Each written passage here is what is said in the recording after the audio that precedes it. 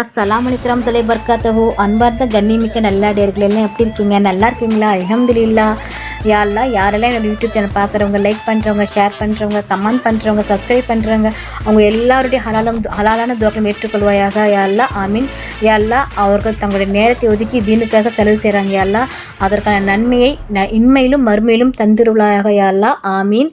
யா அல்லாஹ், மற்றவர்களுக்கு உதவி செய்யும் எண்ணம் கொண்டவர்களுக்கு ரஹமத்தையும் பர்க்கத்தையும் கொடுப்பாயாக. ஆமீன். யா ரஹமானே, அடுத்தவர்களுக்காக துவா செய்யும் எண்ணம் கொண்டவர்களுக்காக ஆயுளை நீளமாக்கி கொடுப்பாயாக. ஆமீன். அல்ஹம்துலில்லாஹ். இன்னைக்கு நான் உங்ககிட்ட என்ன ஷேர் பண்ண போறேன்னா, எந்த துவா விரைவாக ஏற்கப்படும் என தெரியுமா? இதை பற்றி தான்.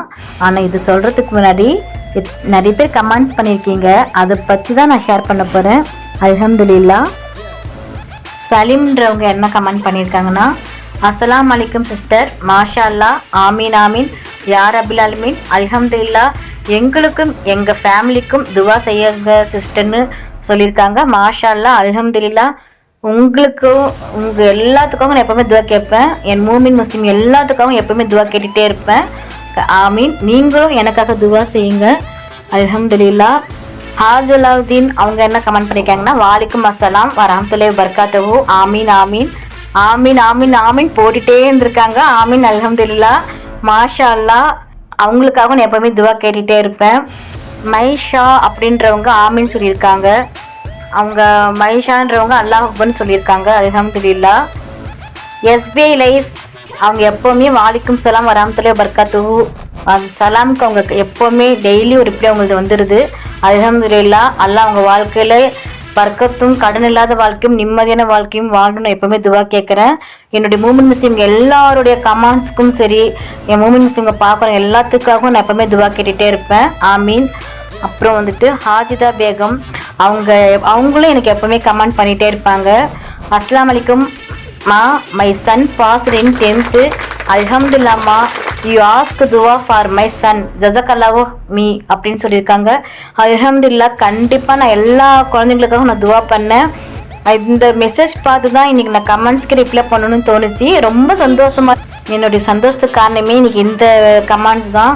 ஹாஜிதா பேகம், ஏன்னா இன்றைக்கி எவ்வளோ சந்தோஷமாக தெரியுமா? என்னுடைய துவா நம்ம கேட்குறது என்னுடைய மூமின் முஸ்லீம்களுக்காக கேட்குறோம், நடக்குதுன்னா அவ்வளோ சந்தோஷமாக இருக்குது. எனக்கு அவ்வளோ சந்தோஷமாக இருக்குது. 10th குழந்தை பாஸ் ஆனதை கேட்டோன்னே ரொம்ப சந்தோஷமாக இருக்குது. ஆமீன்.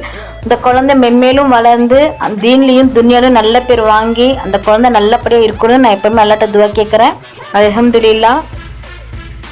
என் கமெண்ட் செக்ஷனில் வந்தவங்க யார் யார் மெசேஜ் வந்ததோ எல்லாருடைய மெசேஜ்க்கும் நான் ரிப்ளை பண்ணிட்டேன். அல்ஹம்துலில்லாஹ். அதை வராத கமெண்ட்ஸ்க்கு எனக்கு வராதது நான் ரிப்ளை பண்ண முடியாது. இதில் யாராவது பேர் விட்டுருந்தா என்னை மன்னிச்சிக்கோங்க. இன்ஷால்லா எப்போவுமே எல்லா கமெண்ட்ஸ்க்கும் நான் ரிப்ளை கொடுத்துட்டு தான் இருக்கேன்.